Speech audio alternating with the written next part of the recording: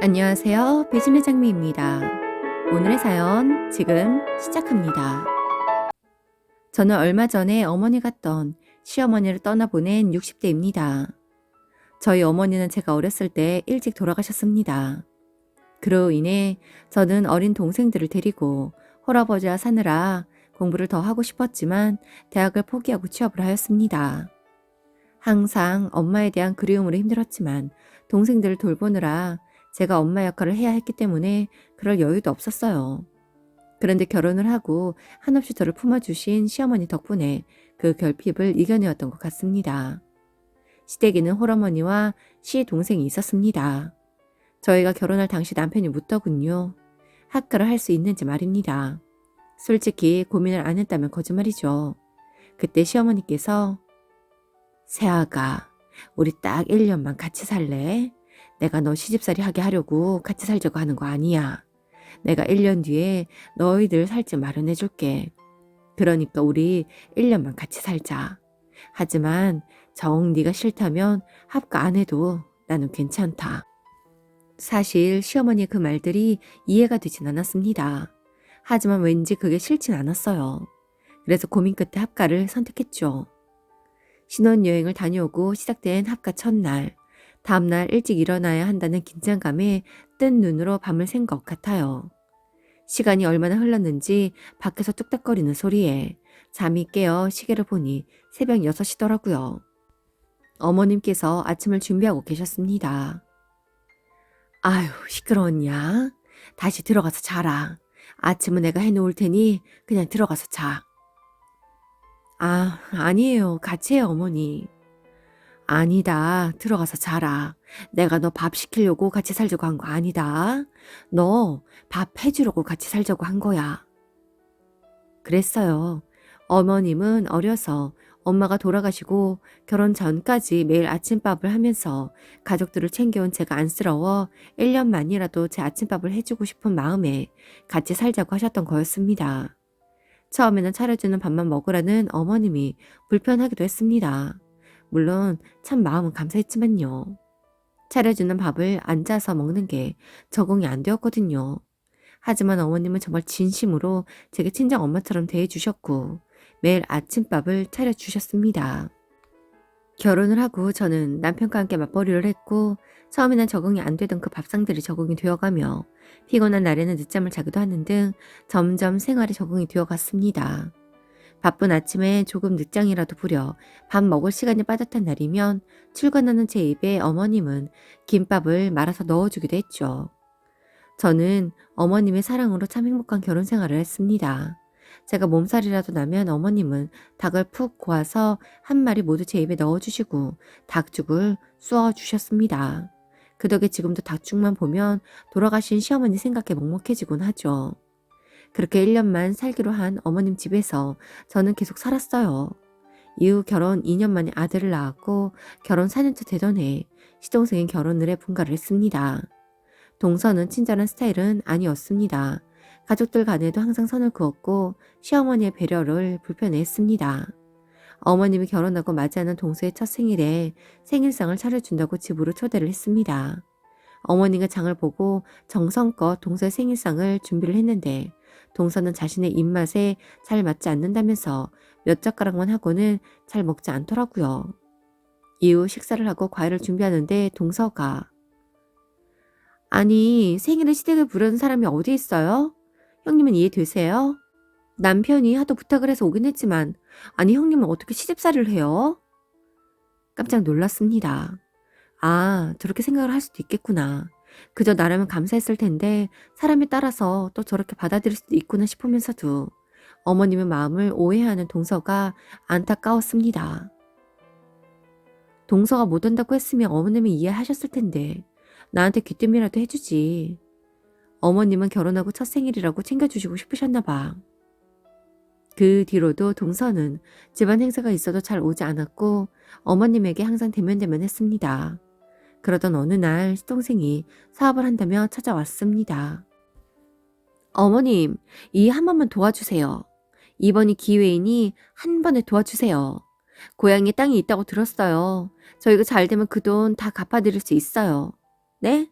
어머님, 시동생은 인수해야 할 공장이 돈이 부족하다면서 부탁을 했고, 어머님은 우리에게 상의를 하였고, 상의 끝에 어머님은 시동생의 사업에 돈을 보태어 주었습니다. 물론 남편과 저도 도와주시라고 의견을 드리긴 했습니다. 그런데 시동생 부부는 그 돈으로 공장을 사고 사업을 시작하면서 점점 연락을 끊었습니다. 처음에는 명절이나 생신에는 찾아오더니 나중에는 바쁘다고 연락만 왔고 그 뒤로는 아이들의 교육으로 이민을 간다면서 미국으로 간다는 연락을 받았습니다. 들어보니 사업은 승승장구하였고 큰 돈을 번 걸로 알고 있습니다. 어머님은 작은 아들 내외를 향해 내심 서운한 마음이셨지만 티를 내진 않았습니다. 남편은 이민을 간다면서 바빠서 못 찾아뵙고 간다는 시동생에게 어떻게 어머님 얼굴도 뵙지 않고 가냐면서 화를 냈지만 마음이 떠난 사람들인데 그런들 뭐가 달라지나요. 그렇게 수십 년의 세월 동안 시의 동생 부부는 간간히 연락을 했지만 한 번도 서울에 오지 않았던 건지 딱히 찾아오진 않았습니다. 그러다 어머님이 10년 전에 쓰러지시면서 거동이 불편해지셨습니다. 아예 못 걸으시는 건 아니시지만 오른쪽이 팔 다리가 불편하셨고 건강도 많이 안 좋아지셨습니다. 어머님이 쓰러지셨어. 급하게 수술을 했는데 시간이 되면 들어와서 어머니 뵈라. 어머니 못 뵌 지도 20년이 다 되어가잖아. 너희 셋째는 어머님이 사진으로밖에 못 보고 어떻게 몇십 년을 한 번을 안 찾아뵙니? 형은 미국이 한국에서 비행기로 뭐 두세 시간이면 가는 줄 알아? 한 번 왔다 갔다 하려면 여기 스케줄도 다 꼬인다고. 애들 학교는 어쩌고. 우리가 뭐 가기 싫어서 안 가? 그렇다고 한 번을 한국에 안 나왔어? 어떻게 한 번 안 찾아뵙냐? 어머님이 쓰러졌다고 해도 시동생은 돌아가실 정도냐는 질문으로 남편에게 혼이 났고 시동생은 그런 남편에게 대들면서 서로 언쟁을 하다 큰 싸움이 되었습니다. 서방님이랑 애 아빠가 좀 다퉜나 본데 지금 형제들끼리 다툴 때야? 어머님이 아프신데 지금은 좀 회복하고 있는 중이시긴 하셔. 애 아빠가 최대한 빨리 와서 어머님 뵈라고 하면서 싸웠나 본데 지금 바쁘면 어떻게 한번 가족끼리 시간 좀 내서 올해 안에라도 한번 들리는 걸로 해봐 동서. 형님, 우리가 놀면서 안 가요? 우리도 여기서 다들 열심히 사느라 그런 거예요. 비행기 티켓이 얼만 줄 아세요? 하긴 미국 와봤어야지. 하여간 올해 안으로는 힘들어요. 제가 지금 준비하고 있는 사업이 있어서 어렵고 그이한테 얘기해서 한국에 들어갈 일 있으면 들리자고 할게요. 어머니께서 말은 안 하셨지만 작은 아들을 기다리는 것 같았습니다.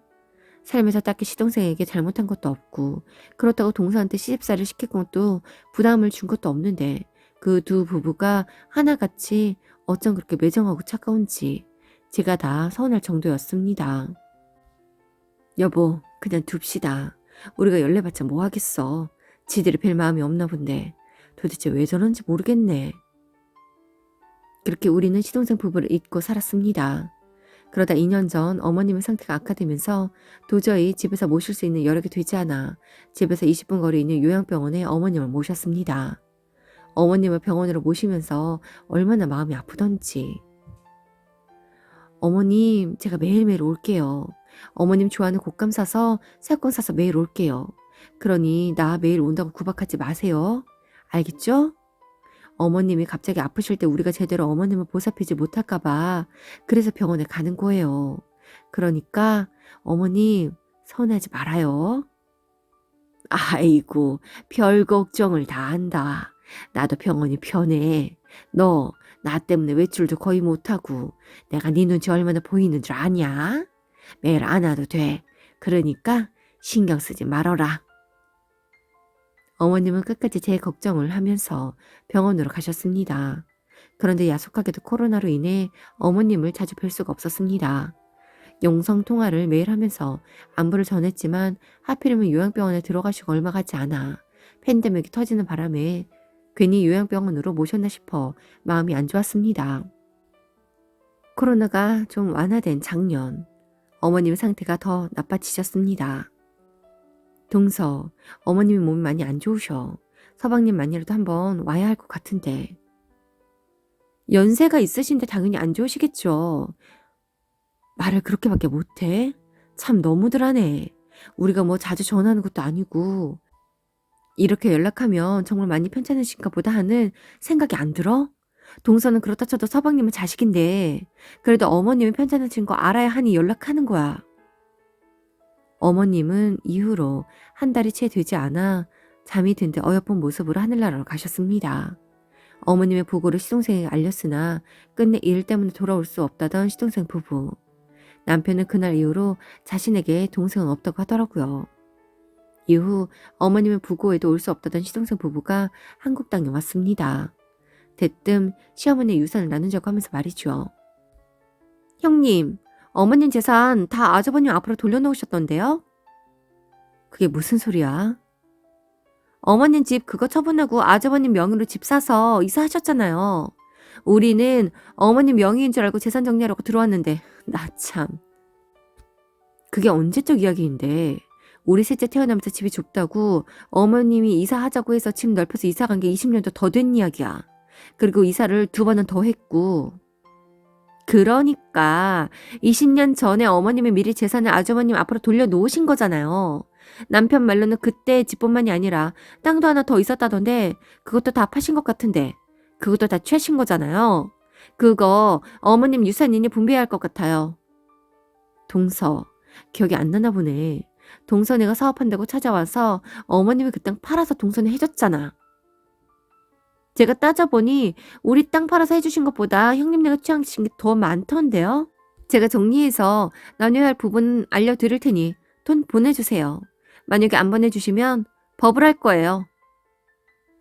동서는 어머님이 증여하신 부분에 대해 유류분을 주장하였고 어머님이 돌아가셔도 오지 않던 시동생 부부가 뒤늦게 나타나서 어머님의 유산에 대해 왈가왈부한다며 남편은 화가 났습니다. 만나자고 해도 만나는 건 싫고 자신들이 요구하는 돈만 나누자는데 너무 화가 났습니다. 결국 시동생 부부는 우리에게 소장을 보냈고 우리는 그걸 들고 제일 잘 나간다는 변호사를 찾아갔습니다. 시동생 부부가 어머님을 근 30년간 찾아뵙지 않은 증거들을 내밀면서 절대 줄 수 없다고 했죠. 어머님이 임종도 무시한 그들이 어떻게 돌아가시고 한 달 만에 한국에 와서 유산을 정리하자고 할 수 있나요? 자식이기 때문에 줘야 한다고는 하더라고요. 그렇지만 생전에 시동생 부부에게도 이미 사업자금으로 보태어준 돈이 있었기 때문에 어머님이 집을 팔아서 남편 명의의 집을 산다는 그 가치를 따져서 나눠봐야 한다고 했습니다. 그렇지만 기어도 이런 부분도 참작이 되니 무조건 지는 싸움은 아니라고 하네요. 지금 어머님이 돌아가시고 우리는 그 얼마 안 되는 재산 싸움을 하고 있습니다. 다행이라고 해야 할까요? 어머님이 이런 모습을 보지 않고 돌아가신 게 말이지요. 어머님을 잃은 슬픔에 너무나 힘이 드는데 시동생 부부의 행동이 너무나 괘씸하기도 해 변호사에게 정말 최선을 다해달라고 했습니다. 그리고 얼마 전 저희는 승소를 했습니다. 사실 그 재산 저희가 얼마를 더 갖고 안 갖고가 중요하진 않았어요. 그냥 떼어줘도 그만이었을 겁니다. 하지만 저희가 그렇게까지 한 이유는 자식으로서 어머니에 대한 최선의 도리, 아니 임종을 지키지 못했다면 가시는 길이라도 배웅해 드려야 하는 것인데 그것마저도 철저하게 외면해놓고 이제와 어머니의 재산에 눈독 들이는 그 모습에 치가 떨려 끝을 보고야 말았습니다. 오늘도 함께 해주셔서 감사합니다. 지금까지 배신의 장미였습니다.